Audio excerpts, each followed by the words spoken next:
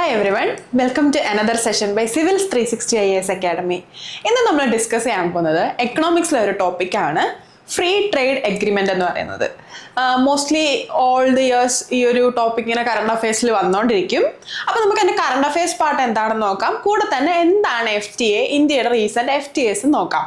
Free trade agreement അഥവാ FTA. അത് നോക്കുന്നതിന് മുന്നേ നമുക്ക് എന്താണ് ട്രേഡ് എഗ്രിമെന്റ്സ് എന്ന് നോക്കാം. ട്രേഡ് എഗ്രിമെന്റ്സ് എന്ന് പറഞ്ഞാൽ വേറൊന്നുമില്ല, രണ്ടോ അതിലധികമോ കൺട്രീസ് തമ്മിൽ ജോയിൻ ചെയ്തൊരു പാക്റ്റിൽ എത്തുന്നു. ആ പാക്റ്റ് എന്തിനാണെന്ന് ചോദിച്ചു കഴിഞ്ഞാൽ അവരുടെ ട്രേഡിനെ കുറച്ചും കൂടെ ഈസി ചെയ്യാനാണ്. അപ്പൊ ഈ വരുന്ന ട്രേഡ് എഗ്രിമെന്റ്സ് ഏതൊക്കെ രീതിയിലുണ്ടെന്ന് ആദ്യം നോക്കാം. ഒന്നാമത്തേതാണ് പ്രിഫറൻഷ്യൽ ട്രേഡ് എഗ്രിമെന്റ്. അതായത് ഇപ്പൊ രണ്ട് കൺട്രീസ് തമ്മിലാണ്, എയും ബിയും എന്ന് പറയുന്ന രണ്ട് കൺട്രീസ് തമ്മിലാണ് ഈ ഒരു ട്രേഡ് എഗ്രിമെന്റ് വരുന്നതെന്നുണ്ടെങ്കിൽ എയിലുള്ള ചില ഗുഡ്സിന് ബിയിലൊരു പ്രിഫറൻസ് കിട്ടും. അതായത് ബിന്ന് ഇപ്പം കാറുകൾ, ബി എന്ന് പറയുന്ന കൺട്രി കാറുകൾ കൂടുതൽ ഉൽപ്പാദിപ്പിക്കുന്ന ഒരു കൺട്രി ആണെന്ന് വെച്ചോ. അങ്ങനെയാണെങ്കിൽ ഈ ബിന്ന് വരുന്ന കാറിന് എയിൽ ചിലപ്പോൾ താരിഫ് കുറവായിരിക്കും. നമ്മൾ മുന്നേ ഒരു സെഷനിൽ പറഞ്ഞിട്ടുണ്ട് എന്താണ് താരിഫ് എന്നുള്ളത്. താരിഫ് എന്ന് പറഞ്ഞാൽ എന്താണ്? ഡ്യൂട്ടിയാണ് അല്ലേ. നമ്മൾ വേറൊരു കൺട്രിയിൽ നിന്ന് ഇമ്പോർട്ട് ചെയ്യുമ്പോൾ ആ ഇമ്പോർട്ട് ചെയ്യപ്പെടുന്ന പ്രൊഡക്ട്സിന്റെ മുകളിൽ ചുമത്തുന്ന ഡ്യൂട്ടി അല്ലെങ്കിൽ ടാക്സ് ആണ് താരിഫ് എന്ന് പറയുന്നത്. അപ്പൊ ഈ ബി എന്ന് പറയുന്ന കൺട്രിയിൽ നിന്ന് എയിലേക്ക് കാറുകൾ ഇമ്പോർട്ട് ചെയ്യുന്ന സമയത്ത് ഒരു താരിഫ് കൺസിഡറേഷൻ കൊടുക്കുന്നു. നിങ്ങൾ ബാക്കിയുള്ള കൺട്രീസിൽ നിന്ന് ഇമ്പോർട്ട് ചെയ്യുന്നതിന് ഒരു 40% ആണ് താരിഫ് എന്നുണ്ടെങ്കിൽ ഈ ബി എന്ന് പറയുന്ന കൺട്രിയിൽ നിന്ന് നമുക്കൊരു 5% ഇമ്പോർട്ട് ചെയ്യാം. അങ്ങനെ ഒരു കൺസിഡറേഷൻ കൊടുക്കുന്നു. താരിഫിൽ ഒരു ചില ഗുഡ്സിന്, ചില സ്പെസിഫൈഡ് ഗുഡ്സിന്, പ്രിഫറൻസ് ചെയ്യപ്പെട്ട ചില ഗുഡ്സിന് എന്ത് ചെയ്യുന്നു? ഒരു താരിഫ് റിഡക്ഷൻ കൊടുക്കുന്നു. അതിനാണ് പ്രിഫറൻഷ്യൽ ട്രേഡ് എഗ്രിമെന്റ്സ് എന്ന് പറയുന്നത്. ആ പേരിൽ നിന്ന് തന്നെ നമുക്കത് ഡിറൈവ് ചെയ്തെടുക്കാൻ പറ്റും അല്ലെ. ചില ഗുഡ്സിന് നമ്മളൊരു പ്രിഫറൻസ് കൊടുക്കുന്നു ആ ട്രേഡ് എഗ്രിമെന്റിലൂടെ. അതാണ് പ്രിഫറൻഷ്യൽ ട്രേഡ് എഗ്രിമെന്റ് എന്ന് പറയുന്നത്. ഇനി ചില ഗുഡ്സ് എന്നുള്ളത് മാറ്റിയിട്ട് ഓൾമോസ്റ്റ് ഓൾ ഗുഡ്സ്, ചില ഇപ്പൊ ബി എന്ന് വരുന്ന മിക്ക ഗുഡ്സിനും എയിൽ എന്ത് ചെയ്യുന്നു? ഒരു താരിഫ് റിഡക്ഷൻ കിട്ടുന്നു. ഇതിപ്പോ ബി എന്ന് വരുന്നതിന് എയിൽ മാത്രമല്ല കേട്ടോ, തിരിച്ചും ഒരു മ്യൂച്വൽ ആയിട്ടുള്ള സാധനമാണ് ട്രേഡ് എഗ്രിമെന്റ്സ് എന്ന് പറയുന്നത്. അപ്പൊ ബി എന്ന് വരുന്ന ഓൾമോസ്റ്റ് ഓൾ ഗുഡ്സിനും ചില ഗുഡ്സിന് എന്ത് ചെയ്യും? എ റിസർവ് ചെയ്ത് പ്രൊട്ടക്ട് ചെയ്ത് നിർത്തിയിരിക്കുന്നത്. ചിലപ്പോൾ അഗ്രികൾച്ചറൽ ഗുഡ്സിനെയൊക്കെ ചിലപ്പോൾ പ്രൊട്ടക്ട് ചെയ്ത് നിർത്താറുണ്ട്. അതെന്തിനാണ്? അവിടുത്തെ ഫാമേഴ്സിനെ സേവ് ചെയ്യാൻ വേണ്ടിയിട്ടാണ്. അത് കഴിഞ്ഞിട്ടുള്ള ബാക്കി ഓൾമോസ്റ്റ് ഓൾ ഗുഡ്സിനും എന്ത് ചെയ്യുന്നു? ഈ ഒരു താരിഫ് റിഡക്ഷൻ അല്ലെങ്കിൽ താരിഫ് എലിമിനേഷൻ വരെ കൊടുക്കുന്ന സിറ്റുവേഷൻസ് ഉണ്ട്. ചിലതിൽ താരിഫ് എലിമിനേഷൻ വരെ കൊടുക്കാറുണ്ട്. അതായത് മൊത്തത്തിൽ കുറച്ചിട്ട് 0% ആക്കാറുണ്ട്. അങ്ങനത്തെ സിറ്റുവേഷൻസ് ഉള്ളത് നമുക്ക് നോക്കാം. ഇന്ത്യയുടെ റീസെന്റ് ട്രേഡ് എഗ്രിമെന്റ്സ് നോക്കുമ്പോൾ നമുക്കത് നോക്കാം. അപ്പൊ ചില സംഭവങ്ങളിൽ എന്ത് ചെയ്യും? നിയർലി 0% എലിമിനേഷനോ റിഡക്ഷനോ, മാക്സിമം റിഡക്ഷനോ എലിമിനേഷനോ വരെ ചെയ്യും ഓൾമോസ്റ്റ് ഓൾ ഗുഡ്സിന്. അതിനാണ് നമ്മൾ ഫ്രീ ട്രേഡ് എഗ്രിമെന്റ് എന്ന് പറയുന്നത്. അപ്പൊ ആലോചിച്ച് നോക്കിയേ, ആ രണ്ട് കൺട്രീസ് തമ്മിലുള്ള ട്രേഡ് താരിഫ് ഫ്രീ ആണ്. അതാണ് ഫ്രീ ട്രേഡ് എഗ്രിമെന്റ് എന്ന് പറയുന്നത്. ഓൾമോസ്റ്റ് 99%, ചിലത് 100% വരെ ഫ്രീ ആയിട്ടുള്ള ട്രേഡ്സ് നടക്കാറുണ്ട്. അതിനെയാണ് ഫ്രീ ട്രേഡ് എഗ്രിമെന്റ് എന്ന് പറയുന്നത്. ഇനി കുറച്ചും കൂടെ ഹയർ ക്ലാസ്സിലേക്ക് പോവുകയാണ്. നമ്മൾ ഗുഡ്സ് മൂവ് ചെയ്യുന്നതിന് പകരം എന്ത് ചെയ്യുന്നു വെച്ച് കഴിഞ്ഞാൽ ബി എന്ന് പറയുന്ന കൺട്രീസിലുള്ള ക്യാപിറ്റലും ലേബറും ഒക്കെ എയിലേക്ക് പോകുന്നു. അതേപോലെ എയിൽ അവൈലബിൾ ആയിട്ടുള്ളത് ബിയിലേക്കും പോകുന്നു. അതൊരു ഫ്രീ മൂവ്മെന്റ് ആണ്. അതിനെയാണ് നമ്മൾ കോമൺ മാർക്കറ്റ് എന്ന് പറയുന്നത്. അതായത് ഗുഡ്സും സർവീസസും മൂവ് ചെയ്യുന്നതിന് പകരം എന്ത് ചെയ്യുന്നു? ലേബർ മൂവ് ചെയ്യുന്നു, ക്യാപിറ്റൽ മൂവ് ചെയ്യുന്നു. അതിനെ നമ്മൾ കോമൺ മാർക്കറ്റ് എന്ന് പറയാം. അപ്പൊ ആലോചിച്ച് നോക്കിയേ, ആ ഒരു രണ്ട് കൺട്രീസിന് ഒരു കോമൺ പൂൾ ഓഫ് ലേബറും ക്യാപിറ്റലും ആണുള്ളത്. അതാണ് കോമൺ മാർക്കറ്റ് എന്ന് പറയുന്നത്. അടുത്തതാണ് കസ്റ്റം യൂണിയൻ. കസ്റ്റംസ് യൂണിയൻ എന്ന് പറഞ്ഞു കഴിഞ്ഞാൽ ഇന്റേണലി ഒരു റീജിയണിൽ കുറെ കൺട്രീസ് ഉണ്ട്. അപ്പൊ ഈ കൺട്രീസിലൊക്കെ ഇന്റേണൽ ട്രേഡിന് താരിഫ് 0 ആയിരിക്കും, അല്ലെങ്കിൽ ഡ്യൂട്ടി 0 ആയിരിക്കും. ഇന്റേണലി താരിഫ് 0 ആയിരിക്കും. ഇപ്പം ഏഷ്യ എടുക്കുകയാണെങ്കിൽ ഏഷ്യയിൽ ഇന്ത്യയും ബംഗ്ലാദേശും നേപ്പാളും ഭൂട്ടാനും കൂടെ ഉള്ള ഒരു റീജിയൻ ആയിട്ട് എടുക്കുകയാണ്. ഇങ്ങനെ ഉണ്ടെന്നല്ല പറയുന്നത്, ഒരു എക്സാമ്പിൾ പറയുവാണ്. അപ്പം ഇതിൽ ഈ ഉള്ള കൺട്രീസിനെല്ലാം തമ്മിലുള്ള ട്രേഡിന് താരിഫ് 0യും ഈ കൺട്രീസ് പുറത്തോട്ട് ട്രേഡ് ചെയ്യുമ്പോൾ എന്ത് ചെയ്യും? പോളിസി സിമിലറും ആയിരിക്കും. അതിനെയാണ് നമ്മൾ കസ്റ്റംസ് യൂണിയൻ എന്ന് പറയുന്നത്. അവിടുത്തെ കസ്റ്റംസ് ലോസ് സെയിം ആയിരിക്കും അല്ലെങ്കിൽ സിമിലർ ആയിരിക്കും. അപ്പൊ അതാണ് കസ്റ്റംസ് യൂണിയൻ എന്ന് പറയുന്നത്. ഇനി എന്താണ് എക്കണോമിക് യൂണിയൻ? അത് കുറച്ചും കൂടെ വലിയ ഒരു ഡീപ്പർ ഇന്റഗ്രേഷൻ ആണ്. ഇവിടെ ഒരു യൂണിയൻ, ആ യൂണിയൻ തീരുമാനിക്കുന്നത് തന്നെ ആയിരിക്കും അവരുടെ എല്ലാ എക്കണോമിക് ലോസും. Example European union. ഈ യൂറോപ്യൻ യൂണിയൻ എന്ന് പറയുമ്പോൾ അവിടെയുള്ള എല്ലാ കൺട്രീസിലും ഉള്ള economic policies, tariff rates, duty rates ഒക്കെ സെയിം ആയിരിക്കും. ആ ഒരു സിമിലർ ഡീപ്പർ ഇന്റഗ്രേഷനെ നമ്മൾ വിളിക്കുന്നതാണ് എക്കണോമിക് യൂണിയൻ. എക്കണോമിക് യൂണിയൻ മാത്രമല്ല, ഇതൊരു കസ്റ്റംസ് യൂണിയനും ഒരു കോമൺ മാർക്കറ്റും ഒക്കെയാണ്. യൂറോപ്പ് എന്ന് പറയുന്നത് നമുക്ക് അതിനൊരു കോമൺ മാർക്കറ്റ് ആണെന്ന് പറയാം, അതുപോലെ അതൊരു കസ്റ്റംസ് യൂണിയൻ ആണെന്ന് പറയാം. ആൻഡ് മോർ ഓവർ അതൊരു എക്കണോമിക് യൂണിയൻ ആണ്. നമ്മൾ യൂറോപ്യൻ യൂണിയൻ എന്ന് കേൾക്കുമ്പോൾ ആദ്യം വരുന്നത് ഓക്കെ, യൂറോപ്പ് എന്ന് പറയുന്ന ആ ഒരു ജോഗ്രഫിക്കൽ ഏരിയയിലെ കൺട്രീസ് എല്ലാം കൂടെ ഒന്നായി നിൽക്കുന്നു, അതൊരു ജോഗ്രഫിക്കൽ അല്ലെങ്കിൽ ഒരു പൊളിറ്റിക്കൽ ഇന്റഗ്രേഷൻ ആയിട്ടാണ് നമുക്ക് മോസ്റ്റ്ലി തോന്നാറ്. പക്ഷെ അതിനൊരു എക്കണോമിക് ആംഗിൾ ഉണ്ട്, അതൊരു എക്കണോമിക് യൂണിയൻ ആണ്. അപ്പൊ ഇതൊക്കെയാണ് different type of trade agreements. Preferential ഉണ്ട്, ചില ഗുഡ്സിന് മാത്രം കൊടുക്കുകയാണെങ്കിൽ നമ്മൾ അതിനെ പ്രിഫറൻഷ്യൽ എന്ന് പറയും. ഓൾമോസ്റ്റ് ഓൾ ഗുഡ്സിന് കൊടുക്കുകയാണെങ്കിൽ നമ്മൾ അതിനെ ഫ്രീ ട്രേഡ് എഗ്രിമെന്റ് എന്ന് പറയും. ഇനി വരുന്ന ഈ ട്രേഡ് ഗുഡ്സിന്റെ സർവീസസിന്റെ ട്രേഡ് കൂടാതെ തന്നെ ലേബറും ക്യാപിറ്റലും ട്രേഡ് ആവുകയാണെങ്കിൽ അതിനെ കോമൺ മാർക്കറ്റ് എന്ന് പറയുന്നു. ഇനി തമ്മിലുള്ള താരിഫ്സ് എല്ലാം തന്നെ സീറോ ആണെങ്കിൽ നമ്മൾ അതിനെ കസ്റ്റംസ് യൂണിയൻ എന്ന് പറയുന്നു. സിമിലർ അല്ലെങ്കിൽ സെയിം പോളിസീസ് മെയിൻറ്റെയിൻ ചെയ്യുന്ന ഒരു ലാർജർ യൂണിയൻ അല്ലെങ്കിൽ ലാർജർ റീജിയനെ നമ്മൾ എന്ത് പറയുന്നു? എക്കണോമിക് യൂണിയൻ എന്ന് പറയുന്നു. മനസ്സിലായോ? ഇനി നമ്മൾ പോകുന്നത് എന്താണ് ഫ്രീ ട്രേഡ് എഗ്രിമെന്റ് എന്നുള്ളതാണ്. ഫ്രീ ട്രേഡ് എഗ്രിമെന്റ് എന്താണെന്ന് ചോദിച്ചു കഴിഞ്ഞാൽ, രണ്ട് കൺട്രീസിന്റെ, നമുക്കിപ്പം രണ്ട് കൺട്രീസ് എടുക്കാം. രണ്ട് കൺട്രീസ് തമ്മിലുള്ള ട്രേഡിനെ, ക്രോസ് ബോർഡർ ട്രേഡിനെ ഈസി ചെയ്യാനുള്ള ഒരു ഫോർമാറ്റ് ആണ് ഫ്രീ ട്രേഡ് എഗ്രിമെന്റ് എന്ന് പറയുന്നത്. അപ്പൊ അതെങ്ങനെയാണ് ചെയ്യുന്നത്? ട്രേഡ് ഫ്രീ ആക്കുന്നു. എങ്ങനെ ഫ്രീ ആക്കുന്നു? നമ്മൾ നേരത്തെ പറഞ്ഞ പോലെ താരിഫ്സിനെ, ഗുഡ്സിന്റെ താരിഫ്സിനെ റെഡ്യൂസ് ചെയ്യുന്നു അല്ലെങ്കിൽ ഓൾമോസ്റ്റ് എലിമിനേറ്റ് ചെയ്യുന്നു. എല്ലാത്തിനും സീറോ ആയിരിക്കും നല്ല പറയുന്നത്, ബട്ട് ഓൾമോസ്റ്റ് ഓൾ ഗുഡ്സിനും താരിഫ് എലിമിനേറ്റഡ് ആയിരിക്കും. അതിനെയാണ് ഫ്രീ ട്രേഡ് എഗ്രിമെന്റ് എന്ന് പറയുന്നത്. അപ്പൊ നമ്മൾ അങ്ങനെ രണ്ട് കൺട്രീസ് തമ്മിൽ ഇപ്പൊ എയും ബിയും തമ്മിൽ അങ്ങനെ ഒരു ഫ്രീ ട്രേഡ് എഗ്രിമെന്റ് വന്നു കഴിഞ്ഞാൽ ആ എഗ്രിമെന്റ് എന്ന് പറയുന്നത് എയും ബിയും തമ്മിലുള്ള ട്രേഡിന് മാത്രമായിരിക്കും.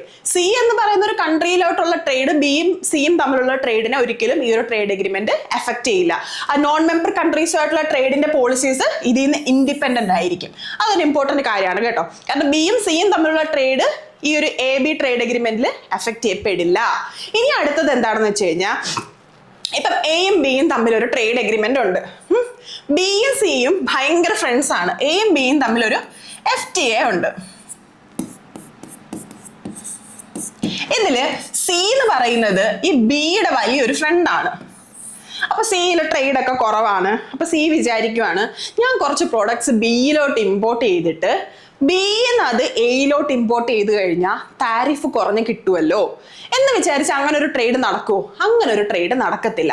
അതിന്റെ ഏറ്റവും വലിയ റീസൺ ആണ് ഈ റൂൾ ഓഫ് ഒറിജിൻ എന്ന് പറയുന്നത്. ട്രേഡ് എഗ്രിമെന്റിന്റെ വലിയൊരു ഫീച്ചറാണ് ഈ റൂൾ ഓഫ് ഒറിജിൻ എന്ന് പറയുന്നത്. അതായത് എയും ബിയും തമ്മിൽ ഒരു ട്രേഡ് എഗ്രിമെന്റ് ഉണ്ടാകുമ്പോൾ ബിയിൽ നിന്നുള്ള പ്രൊഡക്ട്സിൽ, ബിയിൽ ഒറിജിൻ ചെയ്യുന്ന പ്രൊഡക്ട്സിന് മാത്രമേ എന്ത് ചെയ്യുള്ളൂ? എയില് താരിഫ് കൺസിഡറേഷൻസ് കിട്ടുള്ളൂ. ഞാൻ ഇന്ത്യയിലെ ഒരു സീ ഫുഡ് എക്സ്പോർട്ടറാണ്. ഞാൻ എൻ്റെ മെയിൻ ഐറ്റം എന്ന് വെച്ച് കഴിഞ്ഞാൽ ഞാൻ പ്രോസസ് ചെയ്ത ചെമ്മീൻ, അതായത് ചെമ്മീൻ ചമ്മന്തിപ്പൊടിയാക്കി വിൽക്കുന്നു എന്ന് വെച്ചോ, അതാണ് എൻ്റെ ട്രേഡ്.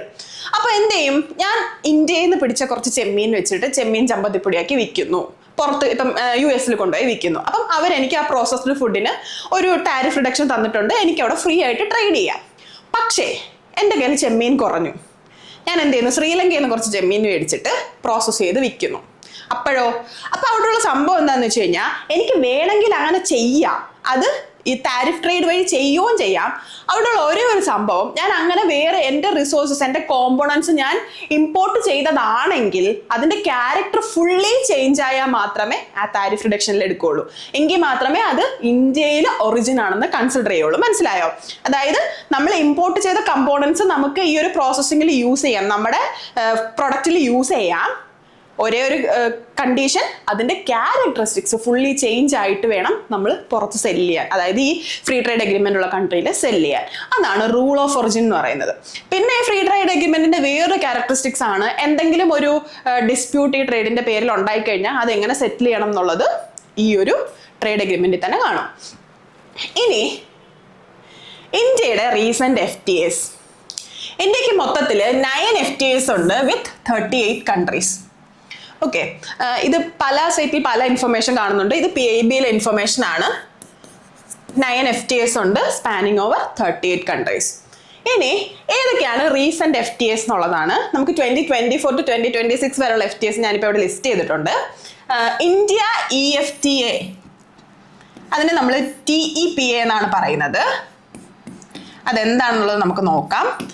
ഒമാനുമായിട്ട്, ദെൻ ന്യൂസിലൻഡുമായിട്ട്, UK ആയിട്ട്, ദെൻ യൂറോപ്യൻ യൂണിയനുമായിട്ട് ഇത്രയും ട്രേഡ് എഗ്രിമെന്റ്സ് ആണ് റീസെന്റ് നടന്നിട്ടുള്ളത്. ഇതിൽ ഒരു മെയിൻ കാര്യം എന്താണെന്ന് വെച്ച് കഴിഞ്ഞാൽ ഈ ന്യൂസിലൻഡുമായിട്ടുള്ള FTA ഉണ്ടല്ലോ, ന്യൂസിലൻഡുമായിട്ടുള്ള FTAക്ക് ഒരു പ്രത്യേകതയുണ്ട്. നിങ്ങൾ RCEP എന്ന് കേട്ടിട്ടുണ്ടോ? റീജിയണൽ കോംപ്രിഹെൻസീവ്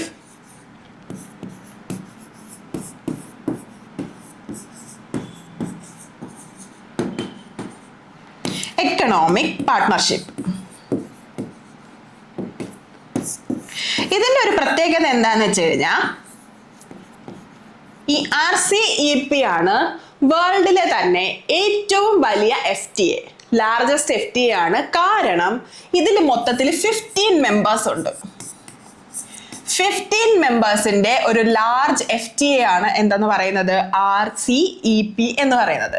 ഈ RCEPയിൽ 10 ASEAN കൺട്രീസും പ്ലസ് ചൈന, ജപ്പാൻ,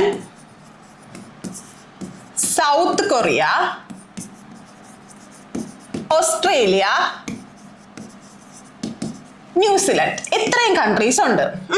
ഇതെന്തിനാ നമ്മൾ ഇപ്പൊ ഡിസ്കസ് ചെയ്തതെന്ന് വെച്ചാൽ ഈ എല്ലാ കൺട്രീസ് എക്സെപ്റ്റ് ചൈന ഈ RCEPയിലുള്ള എല്ലാ കൺട്രീസുമായിട്ടും ഈ ഒരു ന്യൂസിലാൻഡ് ട്രേഡ് എഗ്രിമെന്റ് വന്നതോടെ ഇന്ത്യക്ക് ട്രേഡ് എഗ്രിമെന്റ് ഉണ്ട്. എക്സെപ്റ്റ് ചൈന ഈ RCEPയിലുള്ള എല്ലാ കൺട്രീസുമായിട്ടും ഇപ്പോൾ ഇന്ത്യക്ക് ഫ്രീ ട്രേഡ് എഗ്രിമെന്റ് ഉണ്ട്. ന്യൂസിലാൻഡിൻ്റെതായിരുന്നു ലാസ്റ്റ്, അതും കൂടെ വന്നപ്പോൾ ചൈന ഒഴിച്ച് ബാക്കി എല്ലാ കൺട്രീസുമായിട്ടും RCEPയിൽ ഇന്ത്യക്ക് ട്രേഡ് എഗ്രിമെന്റ് വന്നു.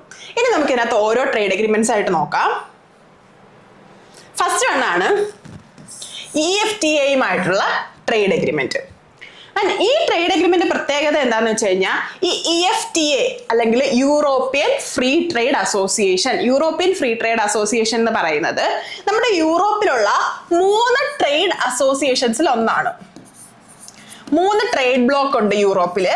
ആരൊക്കെയാണെന്ന് വെച്ച് കഴിഞ്ഞാൽ EU എന്ന് പറയുന്നത് ഒരു ട്രേഡ് ബ്ലോക്ക് ആണ്, ദെൻ ഇംഗ്ലണ്ട് എന്ന് പറയുന്നത് ഒരു ട്രേഡ് ബ്ലോക്ക് ആണ്, ദെൻ അടുത്തതാണ് EFTA അല്ലെങ്കിൽ യൂറോപ്യൻ ഫ്രീ ട്രേഡ് അസോസിയേഷൻ. ഈ യൂറോപ്യൻ ഫ്രീ ട്രേഡ് അസോസിയേഷനിലെ 4 കൺട്രീസ് ഉണ്ട്. സ്വിറ്റ്സർലൻഡ്,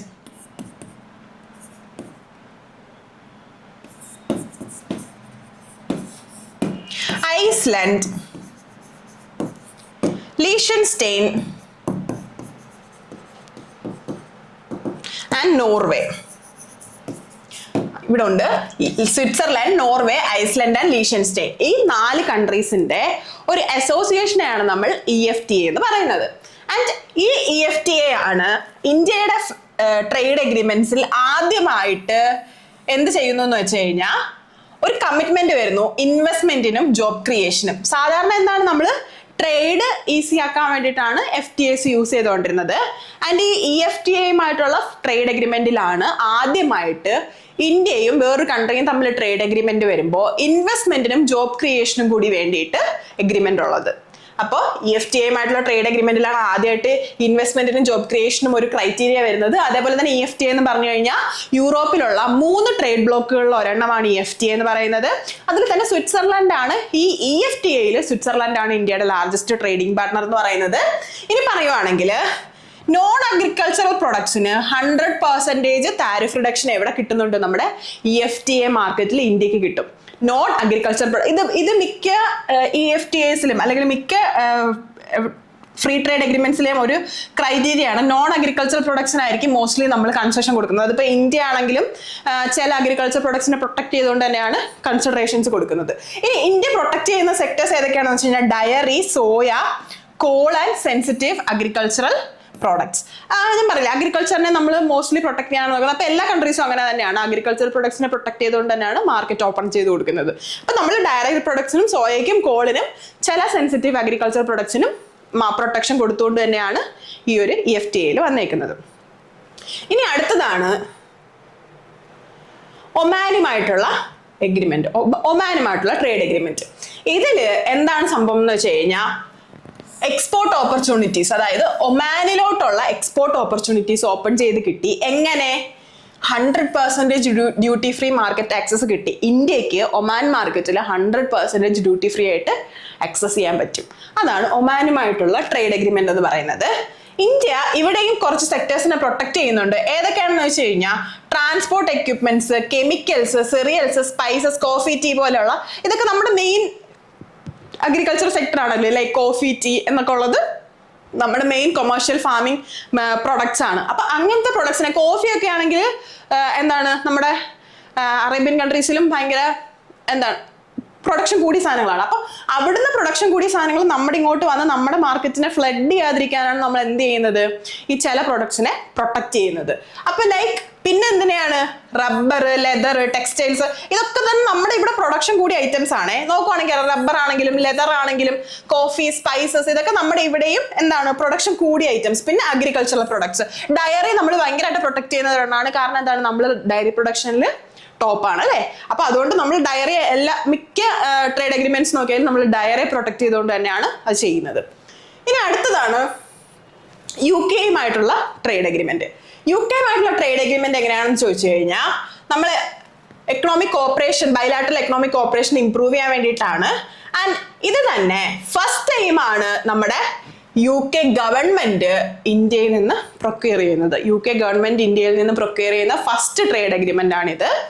ആൻഡ് ഇവിടെ എന്താന്ന് വെച്ച് കഴിഞ്ഞാൽ ഇന്ത്യയുടെ 99, ഞാൻ പറഞ്ഞില്ലേ 100% നമുക്ക് തുറന്നു തരണം എന്നില്ല എല്ലാ പ്രൊഡക്ട്സും. ഇവിടെ 99% ഡ്യൂട്ടി ഫ്രീ ആയിട്ടാണ് ഈ UK ആയിട്ടുള്ള ട്രേഡ് വരുന്നത്. ആൻഡ് ചില പ്രൊഡക്ട്സിന് എന്ത് ചെയ്യുന്നു എന്ന് വെച്ച് കഴിഞ്ഞാൽ നേരത്തെ കുറച്ച് എന്താണ് ഹൈ താരിഫ് റേറ്റ് ഉണ്ടായിരുന്നു, പക്ഷെ ഇപ്പൊ അത് കുറച്ചു. ഇന്ത്യയിൽ നിന്ന് വരുന്ന പ്രോസസ്ഡ് ഫുഡ്സിന് താരിഫ് റേറ്റ് 0 ആക്കി. അതുപോലെ തന്നെ ഇന്ത്യൻ പ്രോഡക്ട്സിനെ പ്രൊമോട്ട് ചെയ്യുന്ന പോലെ തന്നെ ഇന്ത്യൻ വർക്കേഴ്സിന് ഫസ്റ്റ് 3 ഇയറിലത്തേക്കുള്ള സോഷ്യൽ സെക്യൂരിറ്റി മെഷേഴ്സ് ഇവർ എക്സംഷൻ കൊടുത്തു. അതായത് UK-യിൽ പോയി കഴിഞ്ഞ് കഴിഞ്ഞാൽ നമ്മൾ കുറേ കാശ് നമ്മൾ ഈ സോഷ്യൽ സെക്യൂരിറ്റി ലൈക്ക് എക്സ്പെൻസസ് ആയിട്ട് സ്പെൻഡ് ചെയ്യേണ്ടി വരും. ആ ഒരു സ്പെൻഡിങ്ങിൽ ഇന്ത്യൻ വർക്കേഴ്സിന് എക്സംഷൻ കൊടുത്തു.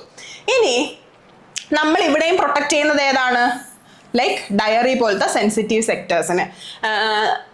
ആർക്കും നമ്മൾ ആക്സസ് കൊടുക്കാത്തൊരു സെക്ടർ ആണെന്ന് വേണമെങ്കിൽ പറയാം ഡയറി എന്ന് പറയുന്നത്. പിന്നെ ഓട്ടോമോട്ടീവ്സിന്, UK-യിൽ നിന്ന് വരുന്ന ഓട്ടോമോട്ടീവ്സിന്, ഫോർ എക്സാമ്പിൾ വരുന്ന ഇലക്ട്രിക്കൽ ലക്ഷറി വെഹിക്കിൾസിനൊക്കെ ഒരു 6 ഇയേഴ്സ് കഴിയുമ്പോൾ നമ്മൾ 0 ആക്കി കൊടുക്കാം എന്നാണ് പറഞ്ഞേക്കുന്നത്. താരിഫ് റേറ്റ്സ് 0 ആക്കി കൊടുക്കാം. അതായത് അവർക്ക് ഫ്രീ ആയിട്ട് തന്നെ electric vehicles, electric automotive vehicles UK-യിൽ നിന്ന് ഇവിടെ കൊണ്ടുവന്ന് സെല് ചെയ്യാം എന്നുള്ളൊരു കണ്ടീഷനൊക്കെ ഉണ്ട്. പിന്നെ വിസ്കി പോലത്തെ പ്രോഡക്ട്സിന് ഒക്കെ എന്താണ് ഇതിൽ കൺസിഡറേഷൻ കൊടുക്കുന്നുണ്ട്, താരിഫ് റിഡക്ഷൻ കൊടുക്കുന്നുണ്ട്. ഇനി അടുത്തതാണ് യൂറോപ്യൻ യൂണിയനുമായിട്ടുള്ള FTA. ഇതാണ് ലേറ്റസ്റ്റ് വൺ എന്ന് പറയുന്നത്. ഇതില് നമ്മുടെ എഞ്ചിനീയറിംഗ് ഗുഡ്സും ഫാർമസ്യൂട്ടിക്കൽ, ടെക്സ്റ്റൈൽസ്, അഗ്രികൾച്ചർ, ഇതൊക്കെ ഈ നേരത്തെ പറഞ്ഞ പോലെ തന്നെ നമുക്ക് പ്രൊഡക്ഷൻ കൂടിയ സെക്ടേഴ്സ് ആണ് ടെക്സ്റ്റൈലും ഫാർമസ്യൂട്ടിക്കലും ഒക്കെ അല്ലെ. അപ്പൊ ഇങ്ങനത്തെ സെക്ടേഴ്സിനൊക്കെ EU-യിൽ ഓപ്പൺ കിട്ടി. ആൻഡ് ഇതില് 97% വരെ നമുക്ക് എന്ത് ചെയ്യുന്നുണ്ട്, താരിഫ് കൺസെഷൻസ് കിട്ടുന്നുണ്ട്. പക്ഷേ ഈ ഒരു താരിഫ് കൺസെഷൻ നമുക്ക് ഒറ്റയടിക്ക് ഇപ്പൊ ഇന്ന് നമ്മൾ എഗ്രിമെന്റ് എഴുതി നാളെ ഇത് തരാം എന്നല്ല, ഫേസ്ഡ് മാനറിലായിരിക്കും നമുക്ക് ഈ താരിഫ് എക്സംഷൻസ് ഒക്കെ കിട്ടുന്നത്. ഇനി ഇത് ഇവിടെയും ഓട്ടോമൊബൈൽ ഇമ്പോർട്ട്സിനും processed food, especially like chocolate, pasta പോലെയുള്ള യൂറോപ്പിൽ നിന്നുള്ള പ്രോസസ്ഡ് ഫുഡ്സിനും നമ്മൾ ഇന്ത്യയിൽ താരിഫ് റിഡക്ഷൻ കൊടുക്കുന്നുണ്ട്. അപ്പൊ ഇതൊക്കെയാണ് റീസെന്റ് ഉണ്ടായ ഫ്രീ ട്രേഡ് എഗ്രിമെന്റ്സ് എന്ന് പറയുന്നത്. അപ്പോൾ ഈ ഫ്രീ ട്രേഡ് എഗ്രിമെന്റ്സിന്റെ ഈ ഒരു സെഷൻ യൂസ്ഫുൾ ആയെന്ന് വിചാരിക്കുന്നു. അടുത്തൊരു ടോപ്പിക്കുമായിട്ട് വരാം. Thank you.